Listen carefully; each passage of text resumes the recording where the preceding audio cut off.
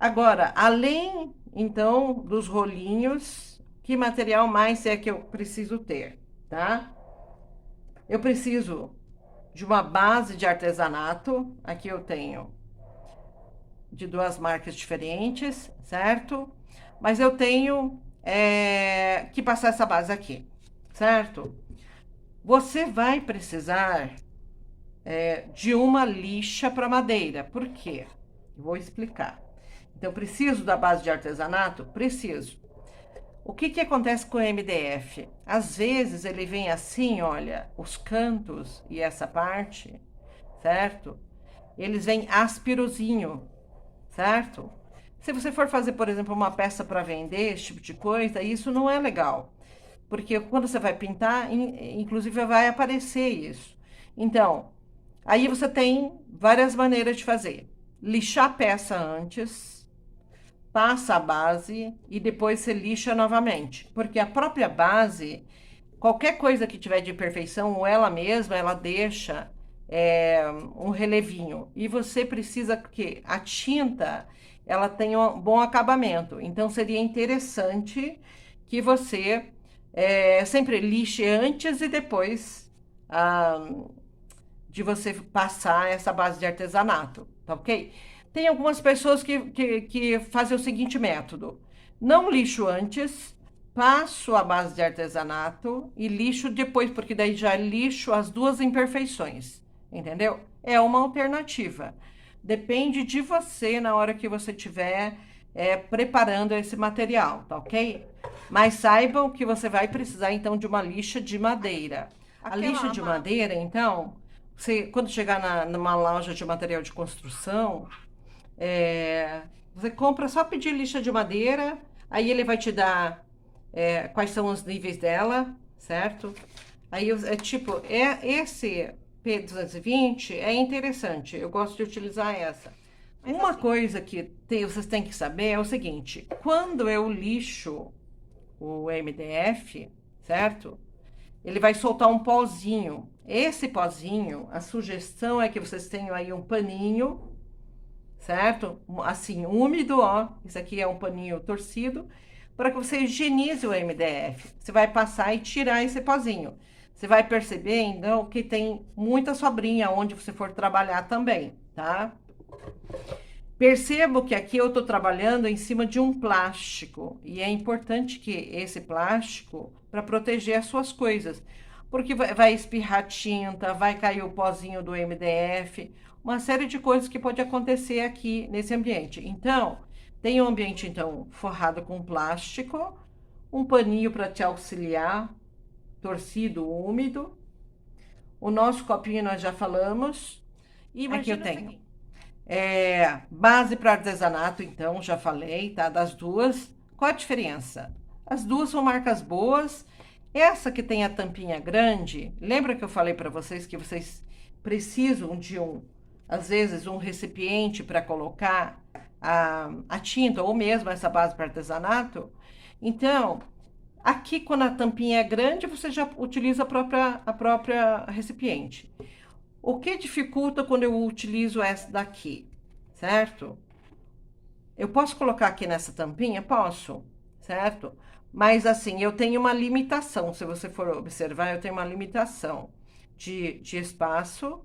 E quando eu utilizo um pincel grande, olha, tá vendo? Se eu precisar colocar aqui, já não tem. E essa aqui fica já, então, mais fácil. Mas assim, é uma questão de você se adaptar. E também tem uma outra questão: você tem que verificar o preço e a qualidade também que você vai procurar. Então, base para artesanato, tá? Passou a tinta, certo? Que seria essa base para artesanato. Você vai. Aqui tem uma peça que já foi passada, então, a base de artesanato. E o que é que você vai fazer? Em cima dessa base, você já lixou, você vai pegar e você vai passar tinta, certo? Vai pegar. Aqui eu tenho, deixa eu colocar aqui. Então a peça já tá pronta. Você tem a tinta fosca para artesanato. Aqui eu tenho essa marca, mas eu tenho da Acrylex, certo? Eu tenho várias marcas no mercado. Essa Camurci é uma que eu gosto de usar e a Acrylex A marca Acrylex também é muito boa, tá? Então, assim, mas fiquem à vontade, testem, façam um teste. Quando a tinta não é, eu percebo que não satisfaz. Quando a tinta não, duas mãos não cobre o MDF. Aí você tem que tomar um certo cuidado, quer dizer que a tinta está muito rala e ela não está servindo. Porque você vai passar três mãos, você vai gastar mais tinta. Duas mãos, de duas vezes que você passar sobre o MDF, seria o ideal. E imagina o seguinte, você terminou de fazer o seu MDF. Passou a tinta já duas vezes, ela está pronta, secou. Eu vou para uma outra parte. Eu gosto de utilizar, olha, você tem verniz brilhante acrílico. Você pode também usar o fosco, em vez de ser brilhante, o fosco, se você quer uma coisa fosca. Eu gosto de utilizar a termolina leitosa da Acrylex, tá? Termolina leitosa da Acrylex é muito interessante para mim. Eu gosto do efeito que ela dá. Ela fica ali um meio termo entre um e outro do verniz.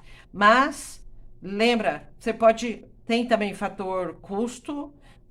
Você pode experimentar um ou outro. O fosco, verniz fosco acrílico, ele é muito utilizado, verniz fosco. Mas assim, experimentem e veja também se é uma coisa interessante para vocês. Qual é o melhor para vocês?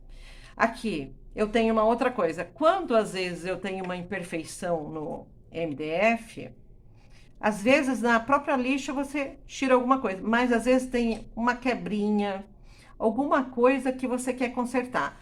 Aí você tem a pasta de modelagem, tá? Essa pasta, ela é meio... se eu for comparar o que é essa pasta de modelagem, é igual massa corrida, parecida com massa corrida quando você vai fazer a parede da sua casa. Então, você faz, deixa eu abrir aqui, correções com ela, só que, igual a massa corrida, tem que deixar secar, certo? Aí você pode pegar uma espátulazinha para você poder fazer esse tipo de coisa, tá? Então, saiba o que existe e você pode utilizar disso aqui para você fazer seu MDF e ficar com um acabamento bom, tá ok? Então, agora, uma peça pronta, deixa eu pegar aqui uma peça pronta para vocês, para mostrar. Temos aqui uma pecinha pronta, foi feita para um aniversário. Então, uma coisa que é interessante que tenha vindo essa peça, para você prestar atenção numa coisa. Esses apliques nós também temos em MDF. Então, qualquer peça que você for fazer, você pode colocar algum aplique específico, tá ok? Esse aqui é um exemplo de coisas que você pode adicionar. Você tem apliques de pássaros, de vários tipos de classificação. Então, você escolhe e você cola. Precisa, então, de uma cola de madeira, tá? Muitas vezes, o que acontece... Deixa eu pegar aqui, esse aqui. Olha. Tá vendo? Eu tenho uma peça como essa, mas pode acontecer algum acidente e soltar um pezinho desse, um botãozinho desse. E então uma cola de madeira também é interessante, se você for trabalhar com isso, tá? É bem interessante que você tenha. Aqui eu preciso fazer alguns detalhes. Ok, então, após a finalização, passa a termolina ou verniz, como preferir, e você tem lá sua peça pronta que você pode estar fazendo. Se você vai começar, a sugestão então é que você comece por uma caixinha. As caixinhas então têm o custo em conta, certo? E elas são bem interessantes de você trabalhar. Por quê? Porque elas não têm muita coisa para você, como coisas diferentes para você fazer. Mas eu vou mostrar aqui uma imperfeição, tá vendo isso? Isso sai na lixa, tá? São coisinhas. Isso aqui, percebe? Às vezes a própria tinta cobre, mas às vezes você precisa passar uma massa corrida, alguma imperfeição que veio a peça. Então, quando você comprar, também você cuida de verificar essas partes, tá bem? E vamos lá. Vamos começar a fazer MDF. para que você faça na sua casa, seguindo esses passos que a gente está passando. Um abraço.